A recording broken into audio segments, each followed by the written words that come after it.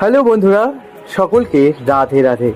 আমরা আজকে পৌঁছে গিয়েছিলাম বালুরঘাট গৌরিয়া মঠে। কৃষ্ণ জন্মাষ্টমী উদযাপন হয়ে গিয়েছিল এদিন রাতে। রাত্রি 11টা নাগাদ আমরা পৌঁছে দেখেছিলাম কৃষ্ণ দেবতার আবির্ভাব, কৃষ্ণ ভগবানকে আরতি করা, ভগবানকে সবার সামনে দর্শন করার সুযোগ করে দিয়েছিল গুরুজিরা। ভগবানের দর্শনে বালুরঘাটের মঠে ভক্তবৃন্দদের ভিড় দেখা দিয়েছিল প্রচুর। তারা দুধে জলে ও হলুদ দিয়ে স্নান করালেন আমাদের শ্রীকৃষ্ণ ভগবানকে। সেই দৃশ্যের সাক্ষী রইলাম আমরা এই রাত। স্নান করানোর পর ভগবান শ্রীকৃষ্ণের ওপর এই পুষ্প বৃষ্টির দৃশ্যটি সত্যিই অতুলনীয়।